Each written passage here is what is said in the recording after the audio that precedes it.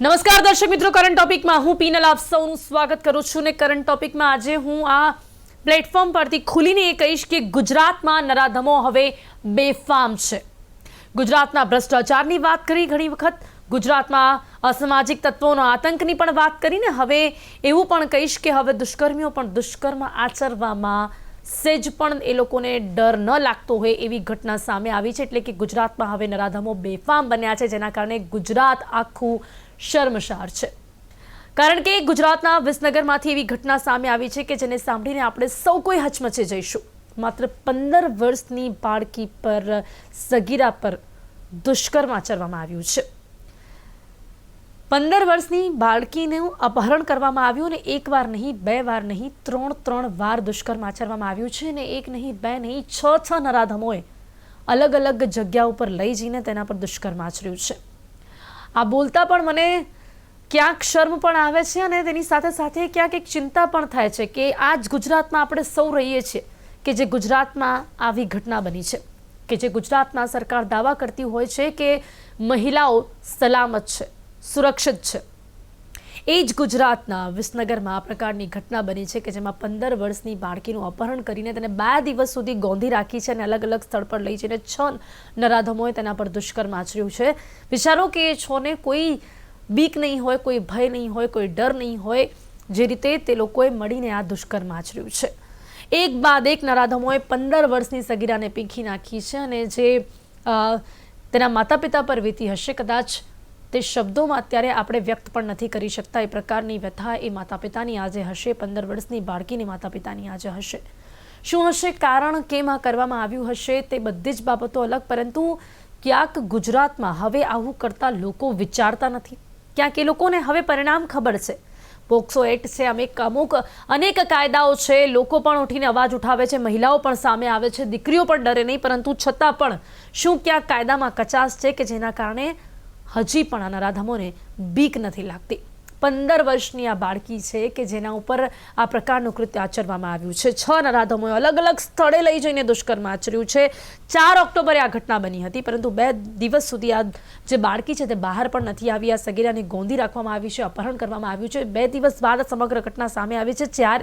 ત્યારબાદ આ ગુનો નોંધાયો છે અને આગળ તપાસ હાથ ધરવામાં આવી રહી છે. પરંતુ આ દિવસો એ બાળકી સાથે કેવી રીતે વીત્યા હશે, માતા પિતા પર આ દિવસોમાં શું વીત્યું હશે? ગુજરાતમાં છેલ્લા 5 વર્ષના આંકડાઓની વાત કરીએ તો 5 વર્ષમાં રેપ અને ગેંગ રેપની 10,000થી વધુ ઘટનાઓ સામે આવી છે, એવું NCRBના આંકડાઓ કહે છે. શું આ છે ગુજરાત? શું આ છે સબ સલામત ગુજરાત? શું આ છે ગુજરાત કે જેમાં કહેવામાં આવે છે કે મહિલાઓ સુરક્ષિત છે? ઘણા મોટા પ્રશ્નાર્થ ઊભા થઈ રહ્યા છે. કાયદાઓમાં શું છે કચાશ? શા માટે નરાધમો હવે ગુજરાતમાં બની રહ્યા છે બેફામ? તેના પર વાત કરીશું, જેની માટે મારી સાથે અહીંયા જોડાઈ ગયા છે સિનિયર એડવોકેટ સોનલબેન જોશી, સામાજિક કાર્યકર્તા પણ છે. સોનલબેન, આપનું સ્વાગત છે. Welcome to current topic. Sonalben, સૌથી પહેલા એક સામાજિક કાર્યકર્તા તરીકે નહીં, એક એડવોકેટ તરીકે પણ નહીં, પરંતુ એક મહિલા તરીકે વારંવાર આ પ્રકારની ઘટનાઓ સામે આવતી હોય છે. આપણે ઘણી વખત ચર્ચા કરતા હોઈએ છીએ, પણ અહીંયા 15 વર્ષની સગીરા જેના પર વારંવાર દુષ્કર્મ આચરવામાં આવ્યું છે, શું વીત્યું હશે એના મન પર? અને અત્યારે સાંભળીને આપણને જો દુઃખ થાય છે એના કરતા કેટલા ગણું વધારે દુઃખ એ માતા પિતાને થઈ રહ્યો હશે. શું વીત્યું હશે આ દીકરી ઉપર? શું કહેશું ગુજરાતમાં નરાધમો શા માટે બેફામ બની રહ્યા છે? એકચ્યુઅલી ગવર્મેન્ટે હવે તો ઇનિશિયેટિવ લેવું જોઈએ, કારણ કે જે કન્ટેન્ટ જે જોવાઈ રહ્યો છે, લોકોની સેક્સ્યુઅલ નીડ સંતોષવા માટે ગમે તેને ટાર્ગેટ બનાવી રહ્યા છે. આ જે દીકરી હતી એ દીકરીની હાલત અને માનસિક પટલ પરથી એ વસ્તુઓ ભૂલાતી નથી હોતી. કોઈ પણ વ્યક્તિ જ્યારે જબરજસ્તીથી તમારી સાથે કદાચ અડપલા કરે તો પણ એ નથી ભૂલાતું અને લાઈફ ટાઈમ એ ટ્રોમા રહી જતો હોય છે. અને લોકો આ બધી જ વસ્તુઓમાં આટલા મોટા વર્ષો થયા પછી પણ મી ટુ ઇવેન્ટ પણ એક આખી ચાલી હતી કે એ પણ આપણે ભૂલી નથી શકતા. દીકરી સાથે જે નરાધમે કૃત્ય કર્યું છે એને ફાંસીની સજા મળવી જોઈએ અને હું તેવું માનું જાહેરમાં એન્કાઉન્ટર કરવા જોઈએ આવા વ્યક્તિઓના. અને ક્યાંક ને ક્યાંક સેફ્ટી સિક્યોરિટીનો પ્રોબ્લેમ છે. ખરેખર તો ડિજિટલાઇઝેશન ની અંદર કોણ શું જોવે છે શું નહીં. ગવર્મેન્ટે પોર્નોગ્રાફી બેન કરવી જોઈએ. લોકોના કન્ટેન્ટ, એગ્રેસિવ ગેમ્સ, આ બધી જ વસ્તુઓ જો બંધ કરવામાં આવે તો જ આપણે ઘણું બધું કામ કરી શકીશું. અધરવાઇઝ રોજ આપણે ડિબેટો કરીશું, એનો કોઈ નિકાલ નહીં આવે. લોકોમાં અવેરનેસ હોવી, લોકોને ખરેખર કુટુંબિક વ્યવસ્થા સમજાવવામાં આવે, સંસ્કારોનું સિંચન કરવામાં આવે.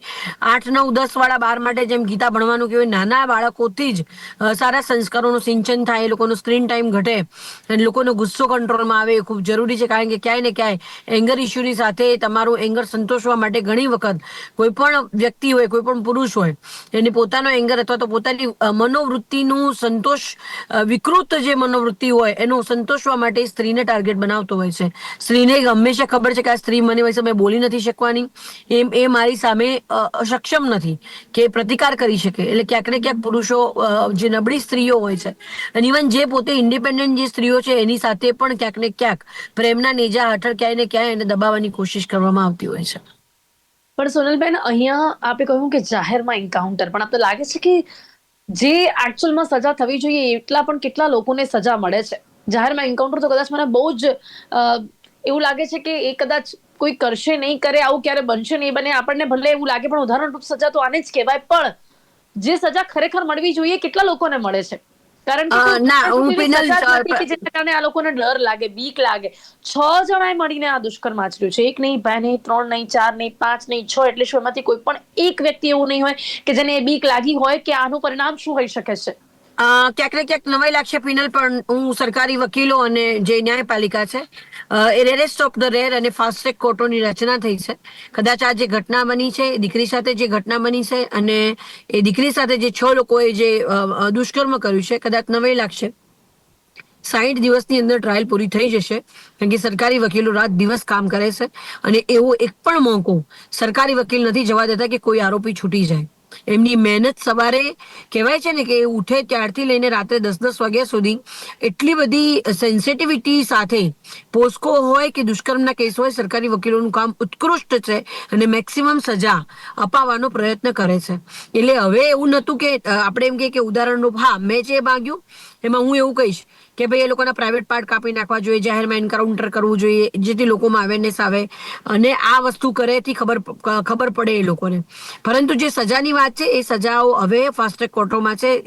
120 દિવસની અંદર આટોપી લેવામાં પ્રયત્ન કરે. ઘણા બધા એવા ચુકાદા આવ્યા છે, અને જ્યારે આવો રેરેસ્ટ ઓફ ધ રેર કેસની આવે, કારણ કે 6 જણાએ દુષ્કર્મ આચર્યું છે દીકરી સાથે, સો આમાં પણ બિલકુલ કહેવાય ને કે ગફલત કર્યા વગર વહેલામાં વહેલી તકે સજા અપાવવાનો પ્રયત્ન થશે, અને સજા મળશે જ એવો મને વિશ્વાસ છે. અને હું પોતે લોયર છું, અને હું રોજ બરોજ આ બધા કિસ્સા જોઉં છું, અને કદાચ ફટાફટ જ્યુડિશિયરીની અંદર જજીસથી લઈને, સરકારી વકીલથી લઈને, ઇવન પોલીસ, શું જે સજા પોસ્ટમોર્ટમ મળશે? મેટર હોય છે, એ મારો લોકો સવાલ છે કે શું પોલીસ સજા એમાં મળશે? સેન્સિટાઈઝ છે.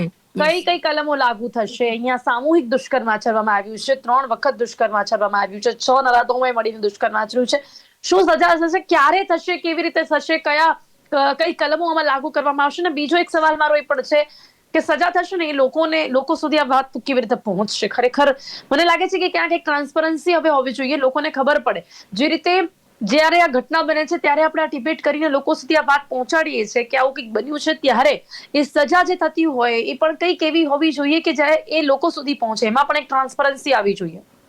એકચ્યુઅલી એવું છે કે rarest of the rare cases કહી શકાય, અને એની અંદર જે વન સ્ટોપ સેન્ટર પણ છે, અત્યારે પુરાવા એકત્રિત કરવામાં આવશે, FSL રિપોર્ટ લેવામાં આવશે, જે જગ્યા ઉપર, જે સ્થળ ઉપર આ ઘટના બની છે એ ઘટનાના પુરાવા એકત્રિત કરવામાં આવશે.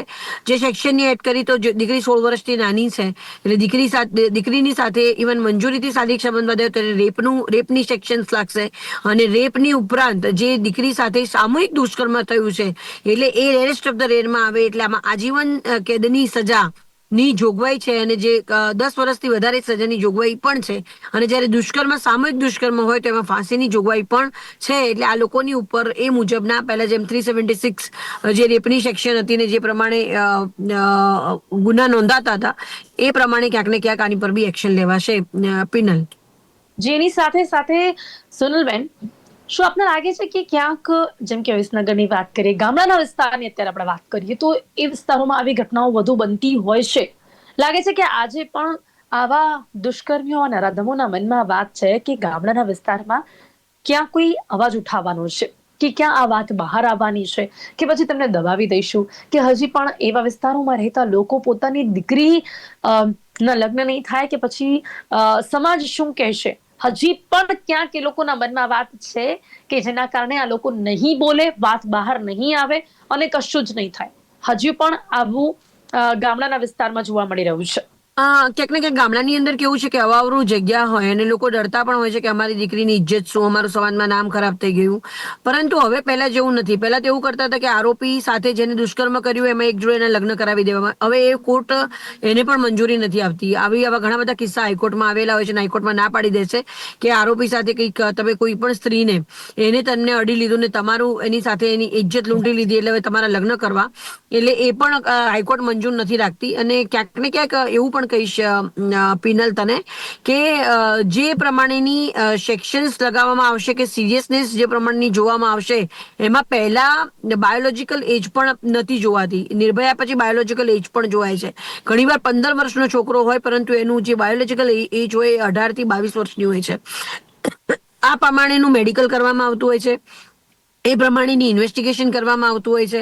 એ પ્રમાણેની ઇન્વેસ્ટિગેશન કર્યા બાદ એના પુરાવા એકત્રિત કરવામાં આવતા હોય છે. પુરાવા એકત્રિત કર્યા પછી જે ઇન્વેસ્ટિગેશન ઓફિસર, જે પોલીસ ઓફિસર હોય છે એને પણ તપાસવામાં આવતા હોય છે અને એ લોકો પણ બહુ સેન્સિટાઇઝ હોય છે અને એ લોકો પણ આવી જે મેટર બન્યું હોય એ મેટરની અંદર એ લોકો એમની જુબાની આપતા હોય છે અને જુબાની આપ્યા બાદ ત્વરિત પગલા લેવાતા હોય છે ને એ એક્શન અને સજા આપવા માટેની જે પ્રોસિજર છે, પહેલા એવું હતું તારીખ પે તારીખ 10 વર્ષ 15 વર્ષ, હવે એવું નથી રહ્યું. હવે ફાસ્ટ ટ્રેક કોર્ટોની રચના ઓલરેડી કરવામાં આવી છે દુષ્કર્મના કેસોની અંદર, એમાં ખાસ કરીને બાળકીના કેસોની અંદર. અને ઇવન એક રેરેસ્ટ ઓફ ધ રેડ એવું હતું કે 16 વર્ષની નાની દીકરીની મંજૂરીથી શારીરિક સંબંધ બાંધો તો પણ એ રેપમાં કન્સિડર. રેપની સેક્શન છે એની અંદર એક વખત તમે રેપ કરો છો તો પણ તમારી 10 વર્ષથી વધારે સજાની જોગવાઈ છે. જ્યારે રિપીટેડલી કર્યું અને એના પુરાવા મળે છે કે રિપીટેડલી આવી રીતે એની સાથે વર્તન કરવામાં આવ્યું છે અને એનું મેડિકલ જાંચ અને બધું હોય છે તો એની સજામાં પેરોલ નથી મળતી. સજાની અંદર એક ઇવન જ્યારે પેરોલ તોડીને વ્યક્તિ બહાર આવે અને ઘણી વખત રેપ બીજી વાર પણ બીજી વ્યક્તિ સાથે કર્યું હોય એવામાં પણ એની ઉપર ફરીથી ચાર્જ લાગતો હોય છે અને એની ઉપર ઇવન કહેવાય ને કે ફાંસીની સજા સુધીની જોગવાઈ આ નવો જે BNS કાયદો આવ્યો છે ભારતીય ન્યાય સંહિતા એની અંદર એ જોગવાઈ કરવામાં આવી છે અને સોનલબેન, પણ આપને એક્શન લાગે છે લેવાશે. કે એકવાર રેપ કરવું ઇઝ ઇટ ઓકે કે ભાઈ ત્યારે તમને પેરોલ મળી શકે, બેલ મળી શકે? શા ના, એટલે એવું માટે નથી એકવાર હોતું એકચ્યુઅલી. ક્યાંક ને નથી. ક્યાંક ના ના હા. ના ના એક વખત નહીં, મર્ડર એકવાર બી કરો તો તમને જામીન તમને ના જ મળવા જોઈએ અને એની ઉપર એક્શન લેવા જોઈએ. પરંતુ ક્યાંક ને ક્યાંક જે પ્રમાણે પેરોલ પર લોકો છૂટીને ફરીથી આવી કોઈ ઘટનાને અંજામ આપતા હોય છે એ લોકોની ઉપર બી એક્શન લેવા જોઈએ એવું મારું સ્પષ્ટપણે માનવું છે. અને રેપ એકવાર થાય, મર્ડર એકવાર થાય, એની અંદર ક્યારે અને પેરોલ એક એવી વસ્તુ છે કે એના ફેમિલી સાથે કોઈનું મૃત્યુ પામ્યું હોય, કોઈ માતા પિતાનો એકનો એક દીકરો હોય અને દવાખાને જવાનું ઓપરેશન હોય, એવી રીતે જ્યારે પેરોલ માંગતા હોય છે અને ઘણી વખત આવા હેબિચ્યુઅલ ઓફેન્ડર્સ હોય છે કે જેમને કેવી રીતે દુષ્કર્મના આરોપીઓ જે છે એને પેરોલ મળવી જ ન જોઈએ. એમાં હ્યુમન રાઇટ્સના જે લોકો ઝંડા ગાળતા હોય છે કે હ્યુમન રાઇટ્સ પ્રમાણે એને મળવું જોઈએ તો એ ન મળવું જોઈએ. ક્યાંક ને ક્યાંક આવા દુષ્કર્મના આરોપીઓને ઇવન હું તો એવું માનું ફાંસી તાત્કાલિક ધોરણે 2-3 મહિનાની અંદર ફાંસી લગાવી દેવી જોઈએ. કારણ કે આ માણસ આ સમાજ માટે ખતરારૂપ માણસો છે. જે રીતે આવી રીતે કૃત્ય કરતા એમને શરમ ન આવી. સામૂહિક દુષ્કર્મ કરવું, એ દીકરી નાની છે, એની હાલત શું હશે, એની માનસિકતા શું હશે, એને એ ખાસ કરીને આ જે આપણો સંકુચિત માનસિકતા ધરાવતા સમાજની સામે એને ટકવું એ પિનલ બહુ ડિફિકલ્ટ હોય છે. જી, જેમને પોતે અત્યારે લોકો ડિવોર્સ વાળી દીકરી હોય. માટે આટલા બધા ક્વેશ્ચન ઉઠાવતા હોય છે. ઇવન નવો હસબન્ડ હોય એ 10 વાર પૂછતો હોય કે તારા કેવા સંબંધ હતા શારીરિક, તારે તો કેવું હતું. એટલે આવા માનસિકતા ધરાવતા લોકો આ દુનિયામાં પણ છે. અને જી. ક્યાંક એવા પણ લોકો છે કે 3-3 વખત બોયફ્રેન્ડ હોય છૂટી ગયા પછી અપનાવે તો ક્યારે આ ક્વેશ્ચન ક્યારે અરાઇઝ નથી થતું કે પાસ્ટ એ પાસ્ટ થતું ને ફ્યુચર એ ફ્યુચર છે અને આપણે આગળ વધીએ. એટલે આવી માનસિકતા ધરાવતા લોકોને ઇવન જીવવાનો કોઈ અધિકાર નથી ને ફાંસીની સજા જાહેરમાં હવે એક એમેન્ડમેન્ટની જરૂર છે અને એમેન્ડમેન્ટ એવું હોવું જોઈએ કે સામૂહિક દુષ્કર્મ કરવા વાળા જે માણસો છે એમને જાહેરમાં સજા આપવામાં આવશે અને સામૂહિક રીતે ફાંસી આપવામાં આવે અથવા તો એમને પણ એક બર્બરતાપૂર્વક પથરા મારીને મારવા જોઈએ એવું મારું માનવું છે. જી, બિલકુલ. એવી જ કોઈક સજાની ક્યારથી આ સમાજ માંગ કરી રહ્યું છે? કારણ કે લાગતું નથી કે માત્ર કાયદાકીય સજાથી કે જેલના સળિયા પાછળ ધકેલવાથી અને ત્યાં આગળ ભલે ને એમને આજીવન પણ ઘણી વખત કેમ ના રહેવું પડે, પણ આવા લોકો જે માનસિક રીતે બીમાર હોય છે ને જેના કારણે આ કરે છે એમને એમાં પણ કંઈ ફરક નથી પડતો. એવા લોકોને આવી કોઈ સજા વિશે બીજા અન્ય લોકોને ખબર નથી પડતી અને બીજા અન્ય એવા લોકો કે માનસિક રીતે બીમાર હોવાના કારણે પણ આ બધી બાબતોને સમજતા નથી અને એટલા જ માટે એમના પર કોઈ જ અસર નથી થતી. હવે માનસિક રીતે આ 15 વર્ષની દીકરી પર શું વીત્યું હશે સોનલબેન, એક કાઉન્સિલર તરીકે? ખાસ કરીને જ્યારે આટલા દિવસ સુધી તને ગોંધી રાખી છે, વારંવાર તેના પર બળાત્કાર ગુજારવામાં આવ્યું છે, અન્ય શખ્સો દ્વારા એના પર બળાત્કાર ગુજારવામાં આવ્યું છે, આવી દીકરી જો હવે જીવે તો પણ એની માટે જીવન કેટલો મોટો પડકાર હશે, સોનલબેન? બહુ ડિફિકલ્ટ છે. ખાસ કરીને અત્યારે પીવીએસસી સેન્ટરની અંદર કાઉન્સિલર્સ છે, ઇવન વન સ્ટોપ સેન્ટરની અંદર ખૂબ જ ભણેલા કાઉન્સિલર્સ છે, પણ કાઉન્સિલિંગ તો કરવું પડશે, પરંતુ એના માનસિક પટલ સુધી આ ઘટનાઓને ભૂસવીને એ કદાચ ફિનલ બહુ જ ડિફિકલ્ટ છે.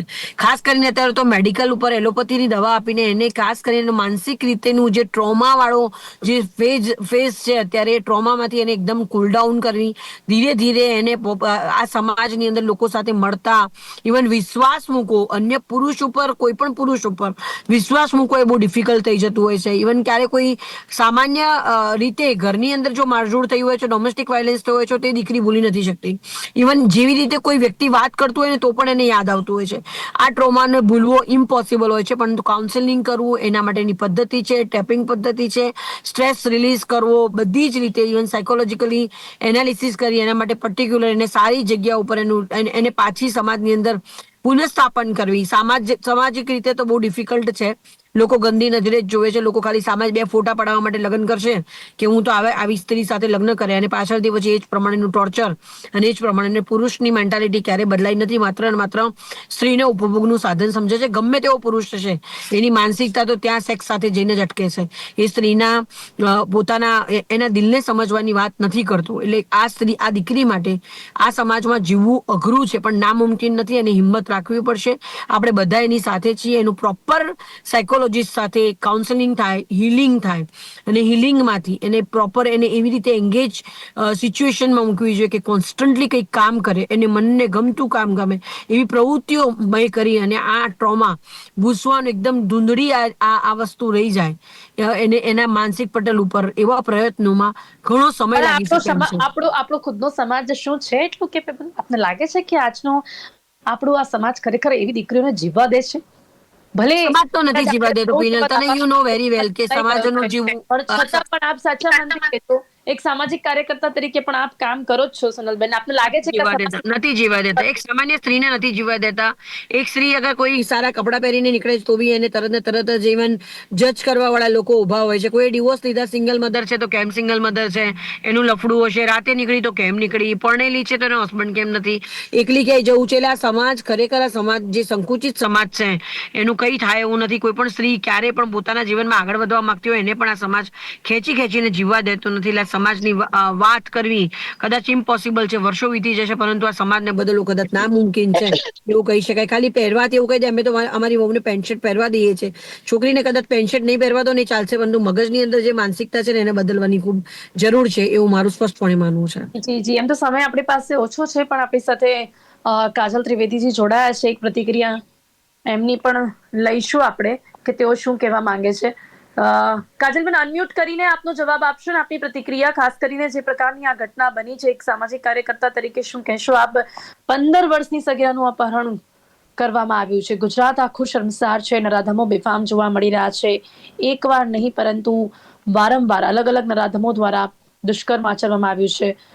જી કાજલબેન. હું તો એટલું જ કહેવા માંગુ છું કે આપણા હમણાં જ નવરાત્રી ગઈ છે. નવરાત્રીની અંદર આપણે ખૂબ જ વાતો કરી, ગૌણીઓ પૂજી, દેવીઓ તરીકે આપણને મહિલાઓને સ્થાન આપવામાં આવ્યા, દીકરીઓને સ્થાન આપવામાં આવ્યું, અને હજી તો શરદ પૂનમ પણ નથી ગઈ, 5 દિવસ વીત્યા છે ને આવા કૃત્યો જે છે સામે આવે છે. આ સમાજ જે છે એ બીજી દિશામાં જઈ રહ્યું છે. દિશા મતલબ હું એવું માનું છું કે વિકૃતિ હોય પણ આવી ન હોય, એકબીજાને ખબર પડે. માણસ અત્યારે બચાવવાની જગ્યાએ મતલબ હું એવું મેં જયારે ન્યૂઝ જોયા ત્યારે ન્યૂઝમાં મેં જોયું છે કે પેલા 2 જણ લઈને ગયા, જે મૂકીને ગયા, પાછું બીજા કોઈ 2 જણ લઈને ગયા.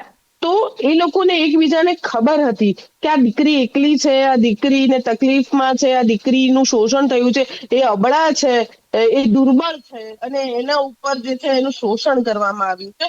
આ ખૂબ જ ખરાબ છે, અને જાણીતા આસપાસના જ લોકો છે. એ દીકરી એના નામ પણ જાણે છે. દેટ મીન્સ કે એ આસપાસના લોકો છે, જાણીતી પણ જી હશે કદાચ. ભવિષ્ય જે પાસ્ટ જી હશે જી એ પાસ્ટની અંદર એમની કાજલ, પાસે બેન, સમયનો થોડોક અભાવ છે છતાં પણ આપની પ્રતિક્રિયા આપી તે બદલ આપનો ખૂબ ખૂબ આભાર. અમારી સાથે જોડાવા બદલ આપનો ખૂબ ખૂબ આભાર.